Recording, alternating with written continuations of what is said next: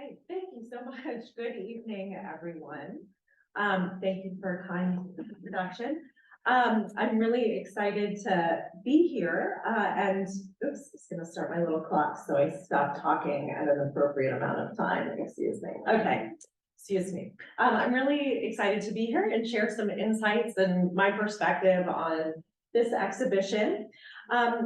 As you heard, I am the provenance researcher and object historian at the Smithsonian's National Museum of Asian Art, the nation's first national art museum. You might be asking yourself, what does this mean? What is a provenance researcher? What does this woman do with her time? Well, fear not, many individuals ask this routinely, and before I delve into my reactions to the works on view and how I find connections between my day job and these works of art, I wanted to take a few moments to unpack and describe my profession, my methodological approach to works of art, and its relevance to the contemporary world. So I'm going to divide my remarks into two parts. So first, I'll discuss provenance and its many narratives and components in this work. And then I'll turn to the works in the exhibition and reflect on how certain themes carried through from my work to the artist featured here. So hopefully that plan makes sense to everyone. And I promise that soon my profession and its resonance with the objects on view will soon make sense. So provenance, originating from the French word provenir, meaning to come from, the word provenance refers to an object's ownership history from its creation through today. The history is fundamental to authenticating and dating a work of art, to legally and ethically purchasing a work of art and holding on to a work of art, and to documenting its overall history. Objects outlast the people who surround and activate them. They bear witness to a greater expanse of history than their makers could have ever imagined. In this way, works of art and daily objects are quite extraordinary. They travel across time and space, moving across the world in a myriad of ways, encountering different people and their societies and cultures at different moments. And in each context, an object accumulates a new meaning. Meanings that its originator, again, perhaps the artist, could never have imagined. Those meanings might be informed by a work's originating context or its past life chapters. As a provenance researcher, I trade specific objects and groups of objects on these complex journeys across time and space. In my museum role, I often present the journeys in the form of a simple timeline. Excuse me. Like this one. It might seem a little overwhelming. It should. They pack a lot of information in. Upon first glance, this black and white document might seem quite dull, but it is anything but. It is dynamic, ever-changing, and expanding as new information routinely comes to light.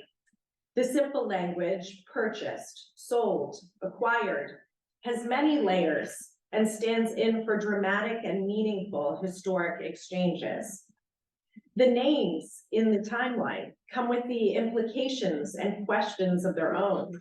For example, let's look more closely at this Chinese U. So this is the same provenance narrative, but I'm making it a little more visually accessible without its footnotes. So the provenance of this Chinese U, or a wine flask. This work originated in China and now resides in Washington, D.C. on our National Mall. Some 7,500 miles and some 3,300 years are reduced to approximately 4 inches of space. The scholar Anne Higanet describes the provenance narrative best when she remarked, "So many passions in such small spaces, so many epic tales compressed into such dry lists." She continues, noting that within these dry lists are, quote, hidden in the dramas of global power dynamics, military conquest, massive movements of wealth from one continent to another, and the tragedies of racism. Museums like the National Museum of Asian Art recognize the potential of these micro-histories.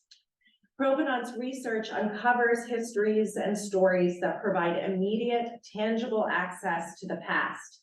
And by sharing these histories, visitors have multiple points of entry to understanding a work of art, meaning they are hopefully able to make their own connections with the objects, draw parallels between their own daily lives and history, and realize that meanings have led, and realize that objects and their meanings have led and are leading dynamic, ever-changing lives.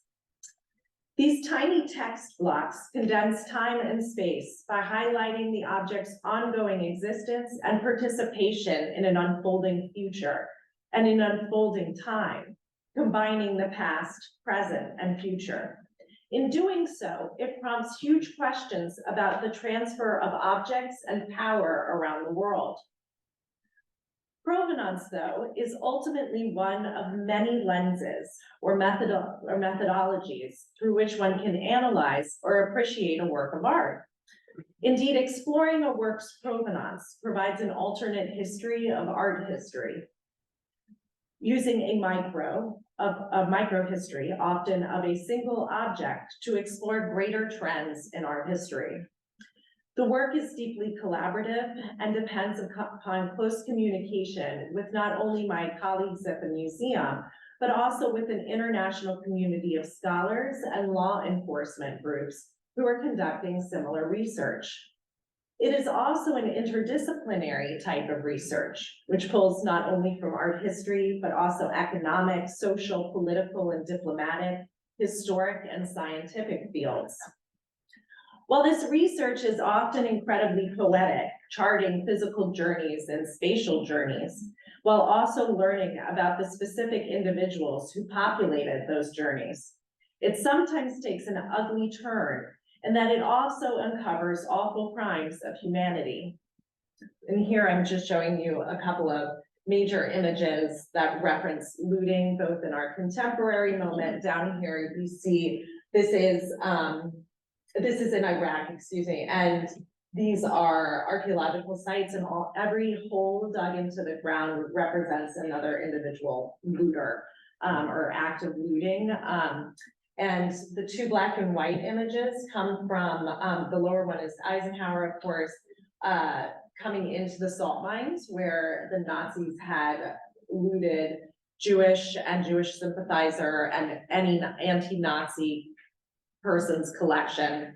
And this is one of the early moments of discovery of one of the caches. And this here is the collecting point, one of the collecting points in Germany, just giving you a size of the looting that has happened, both in the past and in the present. So I sometimes in my work uncover these problematic, illegal, unethical, and alarming histories. And in tracing the life history of a work of art and by identifying its owners, it can be quite obvious that an object was looted or stolen, sold under duress, sold under market value because of alarming contexts such as war, persecution, or forced exile, or simply was exported contrary to regional law and mandates.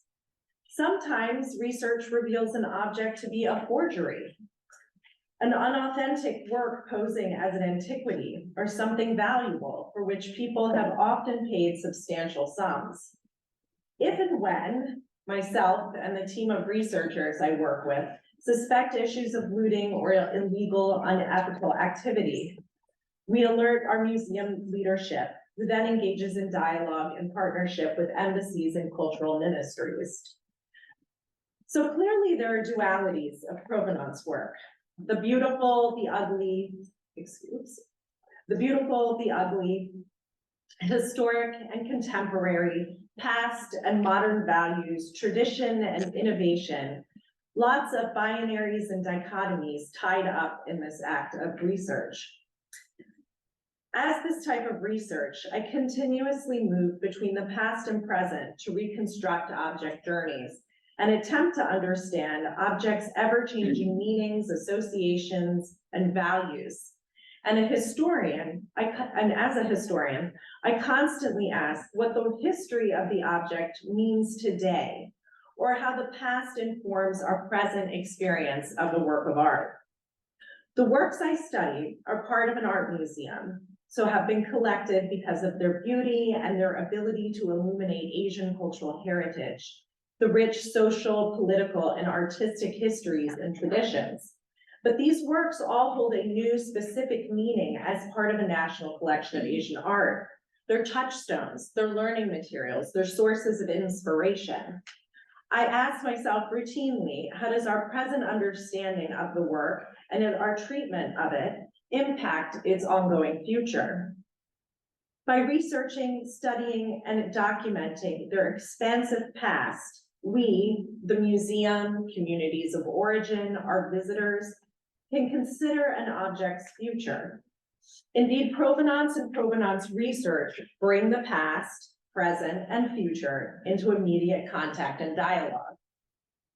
So, you might wonder why I do this work. Well, primarily, I find it deeply fascinating and fun, and I see provenance as a transformative methodology that allows museums and scholars to amplify voices in an object's past that have traditionally been overlooked, overshadowed, or even unknown. But more importantly, I do this work because I see it as an integral part in restoring world order, acknowledging social and political wrongs that have long been glossed over or ignored.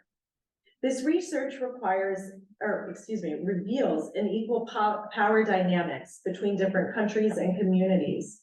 And the research allows one to answer such questions as, was this legal? Should it be here? Was anybody harmed as the result of this object's circulation and possession? By answering these questions, as a museum employee, I see myself contributing to the development of a new museum system, one that is transparent, accountable, and open to reconciling with its colonial origins. Not only were many works of art shown in museums thrown into circulation during the colonial period, but the classifications and interpretations one sees throughout the museum, and even the documentation, are products of those systems as well. In my humble opinion, I see provenance working to decolonize the museum. And here I'm showing you some touchstone photographs from the movement of decolonizing the museum. Most of these date to 2020, 2020 and last summer, excuse me. So I see myself as contributing to efforts to decolonize the museum, a very popular phrase in museum criticism and media coverage these days. This term, which the Washington Post defined this term in 2018 as, quote, a process that institutions undergo to expand the perspectives they portray beyond those of the dominant cultural group, particularly white colonizers, end quote. Provenance research uncovers the communities in an object's past. It often amplifies their voice, and we're able to connect the objects to who they once belonged. In the same article, the deputy director of the Museum of Us in San Diego, formerly the Museum of Man, Ben Garcia, added that, quote, decolonizing the museum entails museums moving from seeing their museum in a position of authority to positioning it in a position for conversation. Provenance research helps facilitate those conversations. Why is this important?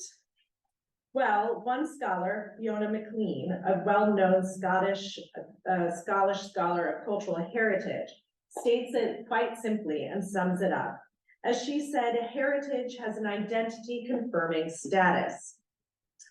The material manifestations of heritage of communities before us, cultural property, being their technical term, is the tangible visual form of cultural heritage. These are indispensable parts of how people present and understand themselves and their future in the world. Cultural heritage provides continuity. It provides the foundation upon which people build their own and their community identities. Provenance research ensures that when singular works become physically severed from its community of origin, they can get back and they remain connected. So that was a lot, I realize, and a lot of comments on many facets of provenance. But I'll sum up with three key ideas here. First, the traditional output of provenance research condenses an expansive journey of an object, merging all parts of time. Provenance research is number two. Provenance research is part of an effort to protect cultural heritage. Through research and documentation, the work charts changes, geographic, ownership, meaning, valuation fluctuations, and preserves these all through its full present. And this knowledge of the past can drive the future of what we've identified as cultural heritage and cultural property. The third point, provenance histories, are micro histories that reflect but also build the macro history. In reviewing and documenting several provenance histories, one recognizes patterns and driving trends and broader historical forces. So here is when I'm going to turn to the exhibition surrounding us, which as curator, Hannah Marco, so elegantly described as an examination of cultural inheritance. This we can understand as the more individualized side of cultural heritage. Indeed, these phrases, cultural heritage, cultural inheritance, cultural patrimony, these are hotly debated in the field. And I don't have the time tonight to go through all of their intricacies and nuances. They're definitely fraught with meaning and thousands of pages of ink spilled over them. Cultural inheritance, in my most basic description of it, is composed of cultural heritage. To attempt to say this simply and succinctly, I'll share a definition by a scholar, Dr. Eugene Garcia, who studies identity formation. He distinguishes these phrases as such. Cultural heritage is the perceived norm representative for all of society. And cultural inheritance is what individuals inherit or receive from heritage. Or said differently, each individual inherits some, but not all, of the dominant cultural heritage. And what they do get is called inheritance. So what I'm sharing you right here is an identity tool that really breaks down how people come to define themselves as intersectional beings with multiple identities in the world. You can look at so many of these charts, and cultural heritage is always, always present in these conversations. So when examining the works of art in this exhibition, I too see that idea of cultural inheritance resonating across the body of work. Using their own cultural inheritance, each artist has engaged with and challenges the normative, dominant notion of cultural heritage through the visual language of cultural heritage. Just like a provenance researcher, they work at a micro level, and in do so, reveal and comment upon larger social issues and patterns. Again, like a provenance researcher, they build bridges connecting the past, present, and future. A provenance researcher, like myself, condenses this vast amount of time and space on a page, looking at one object. These artists collapse the time and space continuum by creating their own objects. How lucky. And in doing so, they each envision their future selves and a future for society. I'd like to take our remaining time together to describe how I see the artist collapsing the time and space continuum by engaging with the idea of cultural heritage and cultural inheritance. Indeed, these ideas are immediately thrust upon us when we walk into this space, and see Ashley Freeby's exploration of Grandma's quilt. We can tell this work is a relic from the past. Its fabric is faded, tattered, well-worn. The quilt itself evokes a historical tradition, dating back hundreds of years and long recognized as a feminine practice straddling the categories of functionality and artistry. It takes time and patience to create such an object, and in the Dutch tradition, of which this quilt is actually a part, the work results from the long collecting of fabric scraps. Historically, fabric used in Dutch quilts seldom matched in terms of texture, print, or quality, and households would collect these fabric scraps for ages. And when there was enough, women stitched visually stimulating coverlets like this one. Certain fabric scraps could evoke specific memories and feelings, yet all these pieces with different origins unite into one. It isn't surprising that the Dutch quilt, especially in Pennsylvania, has inspired the metaphor of America as a country like a quilt, one out of many parts. As suggested by the work's title, the artist's grandmother made the quilt, and the wear of the fabric suggests it was well used and loved. Made in the tradition of the Dutch quilt, as I just mentioned, the work evokes the heritage of rural Pennsylvania and calls to mind the historic traditions and knowledge passed through generations. Indeed, this is the cultural property resulting from cultural heritage. The quilt's slightly imperfect stitches, the faded colors, the tattered edges, and the loose organic shape it assumes while hanging from this wall evoke not only the artist's grandmother who made it, but also all of those individuals who have used it. By selecting this quilt, isolating it within the gallery, lighting it from above, Freeby transforms this daily object into a monument, a physical form built to invoke the past for a continuous contemporary gaze. And she compels the viewer to stop and look. One must take a moment in the here and now to recognize the presence of the past. Indeed, this object is a portal of sorts, a portal that takes the viewer back and forth between the now and then. The viewer asks questions that can't be answered. Who is the artist, Freeby or her grandmother?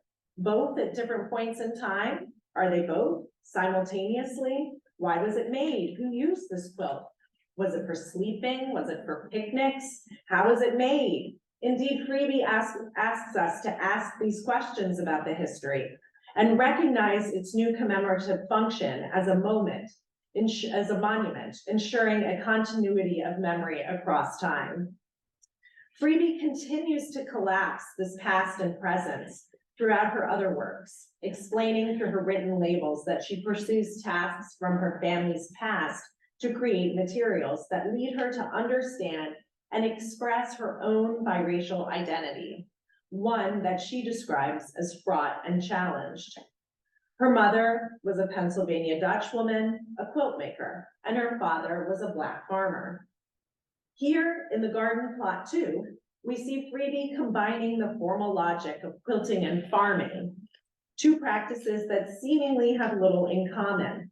One is outside, one is inside. One works with the hard earth, another works with soft materials.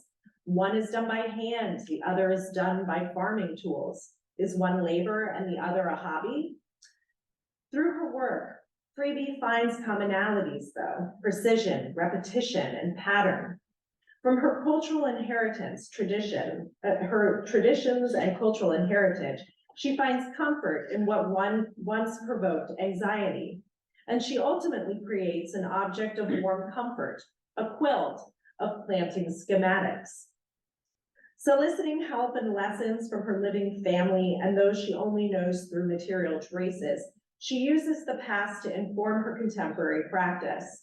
These artworks blur the lines of tradition and modernity. Her work certainly exemplifies the importance of preserving and engaging with cultural heritage. Freeby's process demonstrates how it is fundamental to envisioning oneself, charting a path to the future. Let us turn now to the work of the Baltimore-based artist, Jackie Millard. Did I say that right? Yeah. She also reports that through her work, she explores the many facets of her cultural inheritance. Born to immigrant parents from Egypt and Honduras, throughout her life, she has been aware of the ways in which these cultures were visualized. She's also been hyper aware that she is an American, not part fully or entirely of either tradition. In museums, she searched for connections between the people she knew at home and the histories presented in the museums. She struggled to find how the past continues to enliven her present. Was she looking for how cultural heritage informed her cultural inheritance? Her colorful and large mixed media paintings and collages are bursting with energy and are framed by shapes and materials that are evocative of some of the great canonical pieces of Western art history. The classic pieces that students encounter in art history courses, Renaissance icons, depictions of saints, the shape of ancient Egyptian sarcophagi. And what strikes me especially is this the pattern behind the works, which evokes the marble used to create great monuments of the Western world. In some of the works, these classical shapes of cultural heritage physically contain this vibrant chaos inside, composed from multiple layers of collaged elements that she sees as representative of her cultural heritage. We see picturesque illustrations of the Holy Land, motifs inspired by Honduran pottery, and ancient Mayan carvings, drawings of Egyptian sculptures, bright oozing patches of colors, and words written in both Spanish, English, and hieroglyphics. These layers are surprising, bringing together cultural, spiritual, and traditions separated by geography and temporality into the same picture plane. She pushes the viewer to see all these things at once, and in so doing, she pushes against the order and separations that museums also impose. I'm showing you here the floor plan of the Met. The size and of the space devoted to preserving the cultural production of these cultures is vastly different and creates a major schism and a hierarchy. Here we see an entire wing circle devoted to Egyptian art, occupying numerous galleries on the ground floor where visitors can readily access the space. Works referencing her Honduras heritage, primarily works dating to the Mayan Empire, are relegated to a single case located in the Hall of Ceramics on the second floor, a space tucked out of the way and seldomly visited. Interpretation shared through the wall text and audio guides traditionally contextualize the work in its originating moment, asking and answering the question of why was this made. The works seem stuck in time, firmly positioned in the past, but until recently, museums have seldomly explored the evolving meaning or their past lives. Perhaps it was these imposed physical and temporal separations that inhibited Millard from finding connections between her cultural heritage and inheritance. In her work, she collapses them all and enlivens the past. Electric colors and modern words, including contemporary song lyrics, surround the image of the past and bring the past into the present. The imagery, colors, and words come together on equal footing, fitting perfectly into the canonical shape of that cultural heritage I showed you at the beginning of those Renaissance icons and the sarcophagus. Building her collage with imagery that is both personal to her and relatable to her contemporary audience, she again collapses the distinctions between heritage and inheritance, and quite literally builds cultural heritage out of her inheritance. Through her soft beaded sculptures, Noelle Garcia pursues a similar agenda, conflating tradition and modernity while also challenging categorization. She forces the viewer to recognize that while indigenous traditions, specifically those of the Klamath and Patu tribes, are informed by the past, they are modern and alive.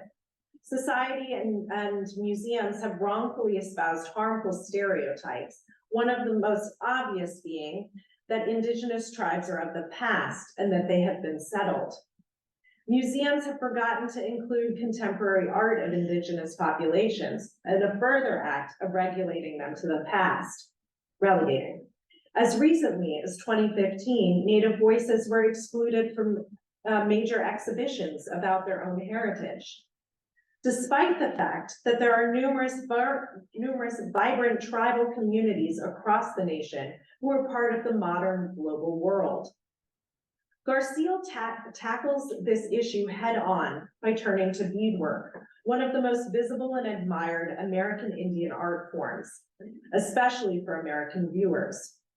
Garcia creates sculptures employing an art form that has been taught amongst her population, her community for generations, part of her popular cultural inheritance, if you will.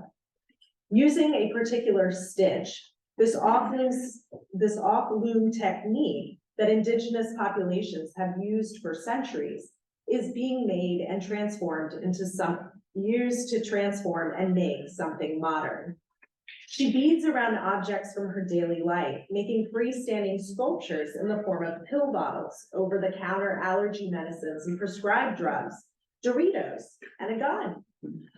The pains of modern life, allergies, quick consumable salty snacks, gun violence, these are part of her life too. The vibrant electric colors further insist on the artist's modernity.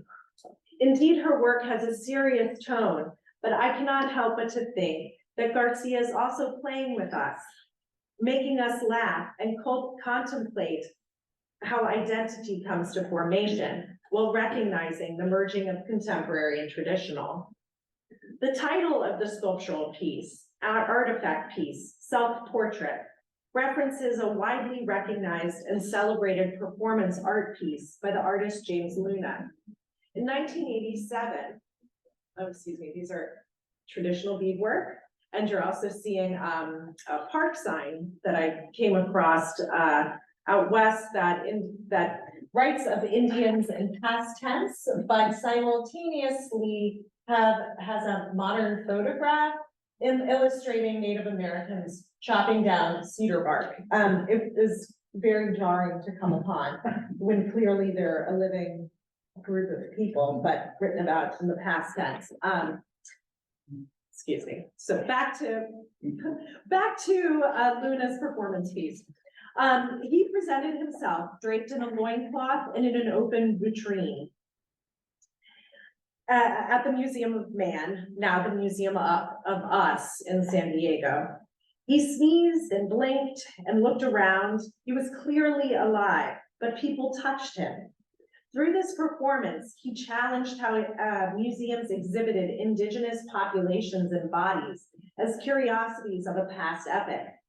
He staged other performances, like Take a Picture with a Real Indian, which garnered significant attention and placed him amongst the most noteworthy artists of our time. Indeed, his public performances were one of the most impactful forces propelling museums to change interpretation of Native art. By citing this work, Garcia relies not only upon the medium of her sculpture to conjure the past, but she also engages with a historic performance, one that had quite an impact. Indeed, these references endow her work with significant meaning, connecting it to well-known cultural criticism and artistic activism, but there are notable differences between Luna's performance and Garcia's sculpture. Garcia removes her body and denies touching. She presents glistening, highly tactile and familiar sculpted forms, enticing the viewer to touch, but the museum vitrine denies that satisfaction. She engages with an established canon of cultural heritage. We see her reclaiming her physical self and power. She has left the museum vitrine and leaves her artful trash behind. But this trash cannot be thrown away or erased. It's fine art after all, and it's inside a vitrine. The viewer, the museum visitor, must recognize her, must acknowledge her modern presence. Clearly, she taps into the past to shape the present and declare her power. Like with Freebie's conceptual arguments and engagement with cultural heritage, Garcia makes a clever use of her inheritance, loss, invisibility, isolation in the past, things imposed upon her culture and tradition by the dominant narrative. And through those, she uses them to reclaim her presence and future. Across the exhibition space, we see the opposite.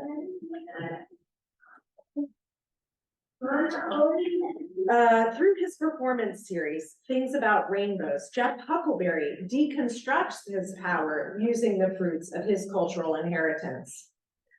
The son and grandson of master carpenters, Huckleberry employs the materials of cultural inheritance: paint, wood, power tools, cheap beer, and a strong white male body to construct and deconstruct his environment. He uses materials long associated with manliness and masculinity, but he breaks down stereotypical traits. Rather than presenting a strong, confident interaction with tools of carpentry, he gets himself into awkward, tense, uneasy, and silly situations. He pours pigment over his head. Right here, it's green paint. And disrobes in front of the audience. He is not the traditional, powerful, virile male nude that we're accustomed to. His white male body doesn't conform to the established norm. He creates a rainbow out of lumber, painting each one a different hue. Indeed, the rainbow has many different associations: feelings of peace and joy, the presence of God, acceptance, happiness, ephemerality, to only name a few. But here in this photograph, Huckleberry struggles with the rainbow he's built. It slips from his arms. He has worked hard to keep it in its place, an obvious metaphor for the belief that only hard work can lead to change or rainbows. Here we see him attempt to push the rainbow above his head. Oh, there we go. Sorry, the split screen is confusing me. But it doesn't look too stable. Will the rainbow come crashing down after all this work of transforming the white male body? What does it mean when the artist employs these traditionally manly materials to make a not so manly, not so stable performance? Using touchstones of his past and histories of white masculinity, he creates cracks in the audience's perception and experience of manhood. It's imperfect, it's clownish, its messiness and seeming inability to manipulate these iconic and stereotypical symbols suggests that in this present, the past is falling apart. Here, the merger of past time and present time, traditional symbols and innovative symbols, he uses to create an entirely new perception of masculinity, a mess, but a mess that's attempting to usher in a new era, a new future.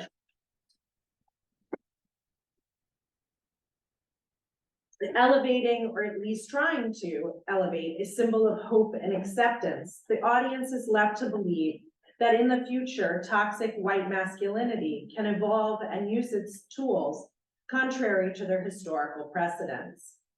Huckleberry engages the past within his live performances to offer a glimmer of hope for the future, but then it ends. I'd now like to turn to Michael Rakovets and his small papier-mâché sculptures, which are recreations of looted Mesopotamian antiquities. I see his works promoting and amplifying the present through the past. In his series, The Invisible Enemy Should Not Exist, he uses cultural heritage to highlight the present moment. The series explores a shocking revelation in the aftermath of the 2003 looting of the National Museum in Iraq after the American invasion of Baghdad. As a result, he demands that the present be seen in an absent past. Approximately 15,000 antiquities were stolen from the museum during the chaos of the invasion. Looters smashed vitrines, pried jewels and golden inlay from large-scale sculptures, and broke other works that were far too big to carry. People and institutions around the world were disgusted and personally offended by this looting. The works in the Iraq Museum were described as all of humanity's heritage. Humanity had lost its great memory. The director of the museum at that time, Donnie George Joanna, widely described the situation as that great loss for humanity because it was the only museum in the world where you can trace the earliest development of human culture, just in one place, end quote. His words echoed around the world, and people cried out in protest of this violent, horrific act. But this disgust did not extend to those in Iraq who died, those in Iraq who lost their livelihoods, Iraqis who fled their war-torn country. The objects, the cultural heritage, was seemingly more valuable than the human life, than the descendants of the makers. Many of the works returned to the museums, but the disregard for Iraqi life continued.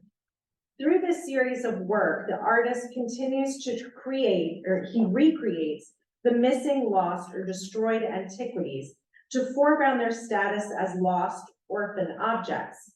But by creating the recreations out of the material left behind by living Iraqis, food packaging, and current newspapers, he references the living Iraqi people who continue to nourish themselves and thrive despite their invisibility.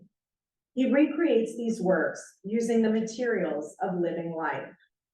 He melds the past and present, emphasizing that when one is outraged by the loss of these works, they must also remember the community. Many of the sculptures are accompanied by quotes from cultural heritage professionals. Many of these quotes actually don't articulate the necessity of these works for future generations in healing and identity formation. They strangely omit the impact this loss has had on humanity. There is one, however, that does, a Damascus-trained archaeologist who reports, quote, "This isn't just about history, it's about our future. Saving our heritage is the only thing that can help our community rebuild." Cultural heritage is essential for the living's preparation for the future. The artist's work refocuses attention, pointing towards the significance of the lost historical works for the living population and future generations. Indeed, I'm not suggesting the loss of this work of art is something to overlook but the artist is highlighting the lack of humanity recognized in this process. His recreations endow the missing works, these ghosts as he calls them, with life and future relevance. Indeed, the past, present, and future converge in his works. So where do I go from here? I hope that my remarks and my interpretation of these works of art have provided hopefully a new access point to viewing and thinking through the complexities of choosing to portage. Like I do in my daily work, but in a far more interesting and visually compelling way, these artists gathered in this exhibition collapse the past, present, and future, and use the dissolution of the time-space continuum to highlight how each segment of time can inform the meaning of the others. When researching the provenance of an object and then sharing that discovery, I desperately want to express how objects, like the works of art around us, embody and express multiple temporalities, meanings, and geographies all at once. In the fact that my words appear on a flat page in black and white ink, I struggle to find a creative way, a compelling way, a comprehensible fashion even, to express these multiple meanings. But the works that surround us successfully do just that, and I think I have a lot to learn from them. Thank you.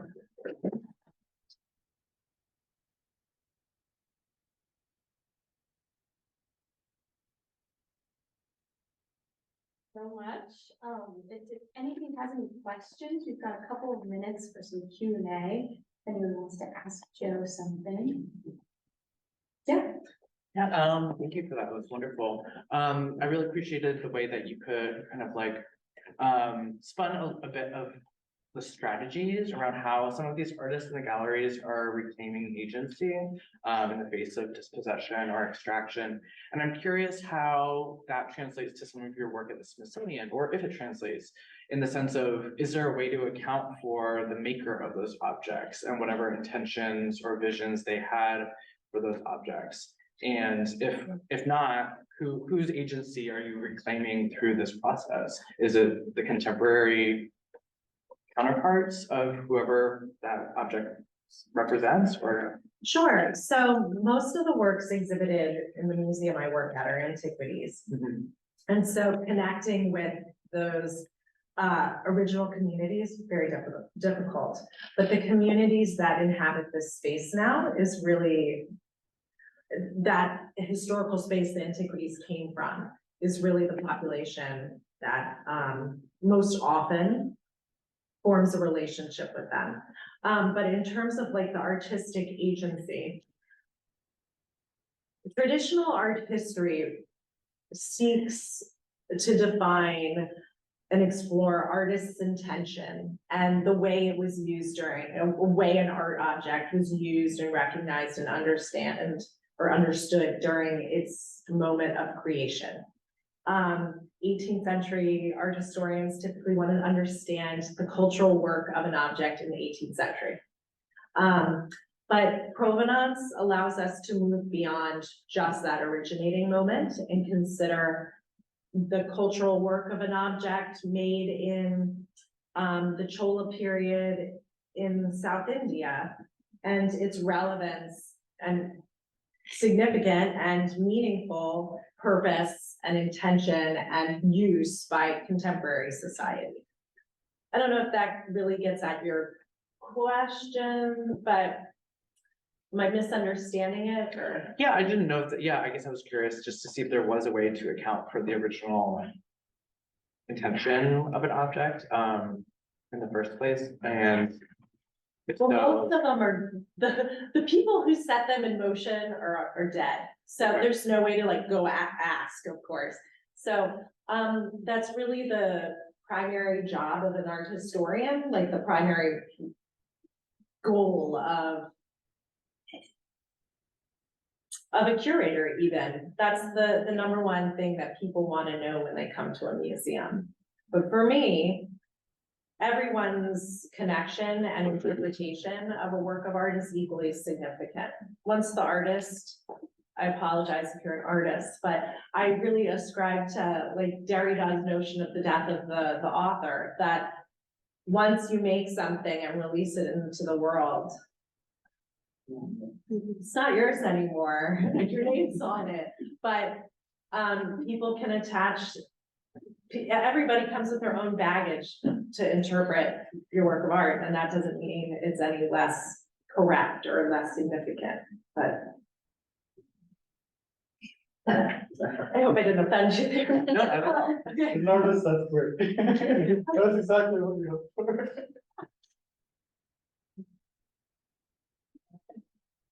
This is so wonderful. Thank you for sharing this. This is really insightful, literally, to learn about the background of a provenance researcher and the way you're thinking about objects historically and the contemporary society. I'm interested to know, I haven't heard of provenance researchers before in terms of role. Are they prevalent in most museums, or, you know, we hear about provenance, but in terms of someone who's solely assigned to that type of research, I'm interested to know about that role. Sure. Today. So when I was hired in 2019, I was one of 5 permanent provenance researchers in North American museums. Wow. So there's not many positions, but right now there's openings for at least 6. They're hiring actual provenance specialists now, they being these large institutions, because it's essential work when you're acquiring a work of art. But also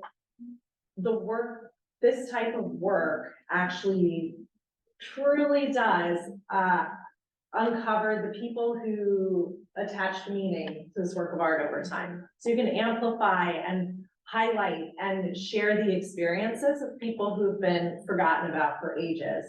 And the provenance research finds those people. So no, it is a rare position, but it's becoming quite popular. I am teaching a course for George Washington's museum, GW's Museum Studies program, and the course, I'm a little nervous about this, but the course filled up in 5 minutes this morning. And I was like, oh, this is no pressure. But there's great interest. That's why I referenced this course filling up. There's great interest, there's great need, and there are a lot of us out there. And now we're able to find, secure long-term employment. But it's essential for the longevity and continuation of the museum. It's essential for anybody collecting art to conduct provenance research. It's incredibly time consuming. So that's why people have not done it so well in the past and made big mistakes in acquiring things. You've seen museums in the headlines, I'm sure, being raided by, police, and it's happening constantly in New York. And yeah.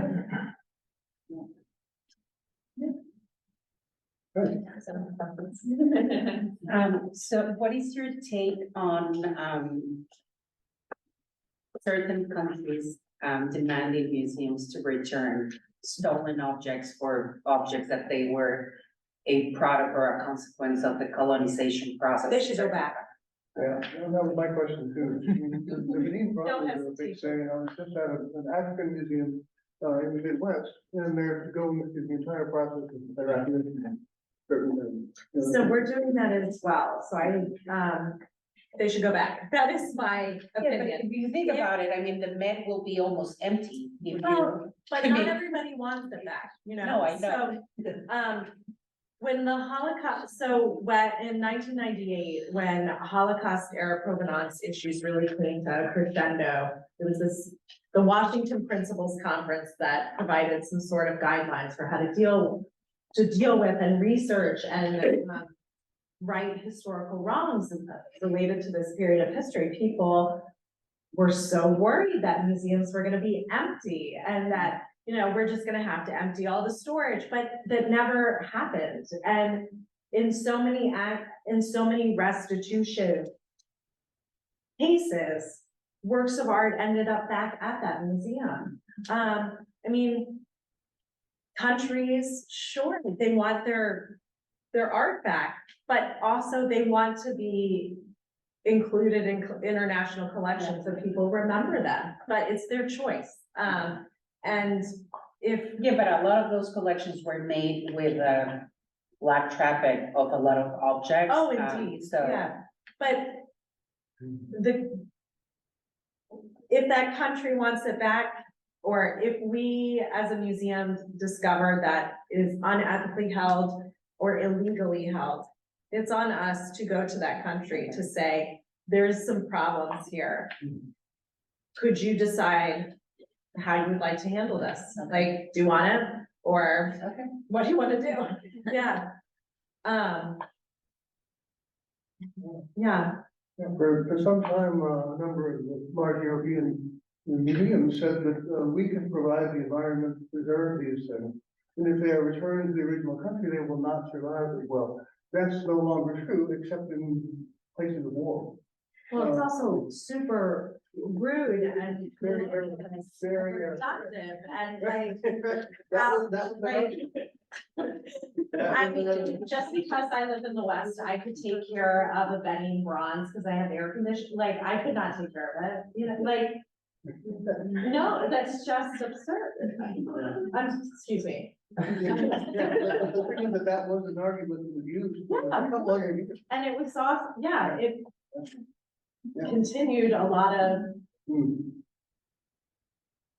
misunderstandings of other communities and cultures around the world. Yeah, very arrogant. yeah, super, yeah. I have a comment that you may be able to respond to, but, I remember that, many, like, art institutes. Oh.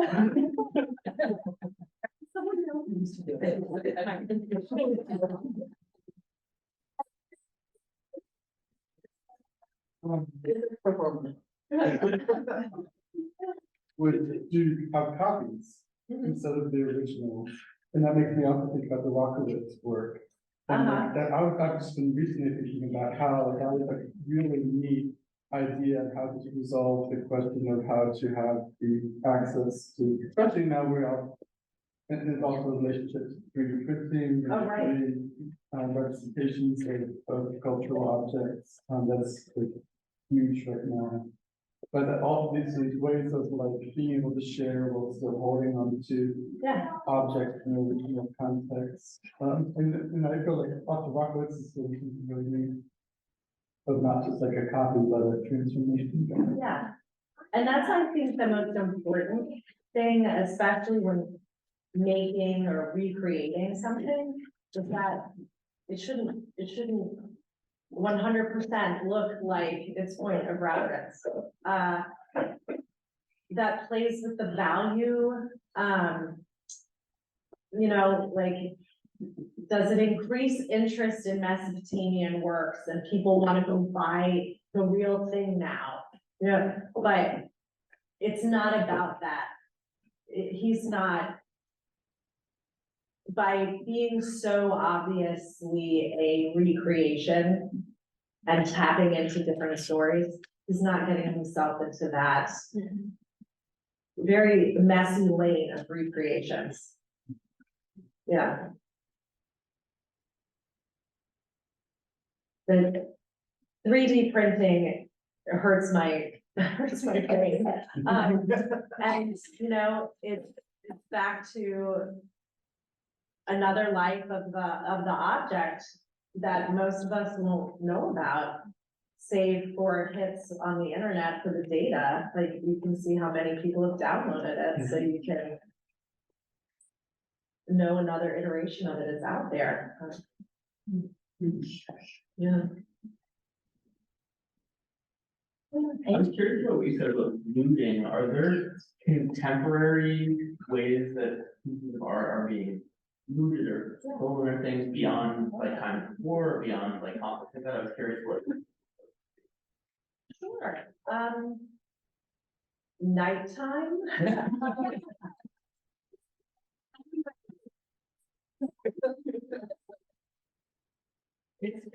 I'm sorry, like when no one's looking,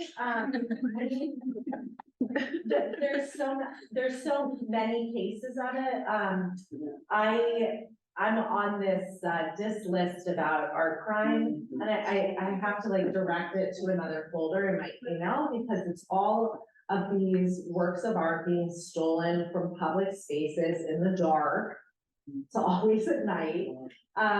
Or, you know, if you think of temples in South Asia, people aren't always there. And these works of art are one of a kind, and people know that they will, like, these criminals know that they will sell for thousands of dollars. Right. Yeah, I mean, it happens not just in faraway countries too, it happens in our own backyard. That's what I want to be on the list. Yeah. There's a guy working in the library, a very fancy librarian, he's slicing out these gorgeous,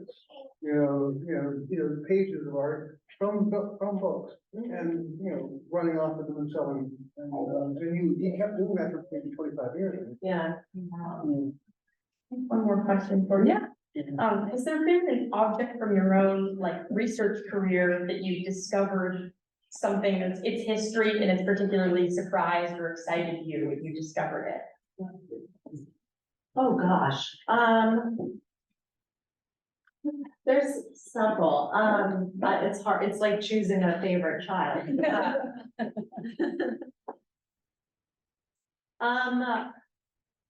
So when I was at the Walters, we did a study of the elephant faces from Sev. And, working with conservation, we were able to identify a lot of replacements and cracks and damages. And so I did a lot of archival research related to the different owners that had stewarded these objects through time. And oh God, whose collection was it? I'm just gonna move on, or I won't get the story out. In one of these archival collections, I found a report about a guest hitting the table and knocking over the vase, and so, or not the vase, this candlestick, and also a vase, but and then we suddenly had a reason for why all this repair happened. So that was very exciting, and also like validating, because I knew it didn't look right, you know, and so then once it got under the microscope and into the lab, we could see that. But in terms of provenance, there's been a lot of moments where I was like, and they said I couldn't find that. On a lot of works on paper, like Mughal miniature painting, collectors have left so many stickers and collector's marks and annotations on the backs of these pages. And one painting at the National Museum had just a little square from an auction cut out, glued to the page, and it described the painting, and I wanted to know, like, what auction was this, who owned it before. Like, this took me like months, nearly a year to figure it out. But after narrowing things down gradually with just about 20 words and like a font type, I was able to find the catalog and find who was selling that collection at the time. So that was really rewarding. There's little teeny tiny details, but they take forever, and it feels really good when you. One more question. Okay, sure. I can just imagine that your day-to-day probably looks very different in terms of the resources that you use to collect information. Is that right? Like, is it a combination of digital archives to physical documentation to visiting storage units and museums and, you know, actually working with the work itself? And you mentioned a microscope. I'm curious whether you're the one looking at the microscope or you're working with a conservator, and it's a collaborative effort. Every now and then, but yeah. Yeah. Let me look through the eyes. Yeah. Yeah, I use a lot of materials. Some are very unexpected and like not. So my number one resource is ancestry.com. That's so interesting. A day doesn't go by where I am not on it. There are really intense travel records. I use the database like for information that it's not intended for. I don't know how to say that eloquently, but so for example, you can see where people traveled, and in following those travel documents, you can see how much luggage they had. And you can see how much luggage they had going versus leaving, and the weights of cargoes are recorded, and you can make deductions about, I mean, if it's like multi-ton suddenly, and there, you can say, okay, you're carrying stone sculptures across the globe. So Ancestry, I use a lot. I use newspaper databases, the objects itself. You're a detective. Sure.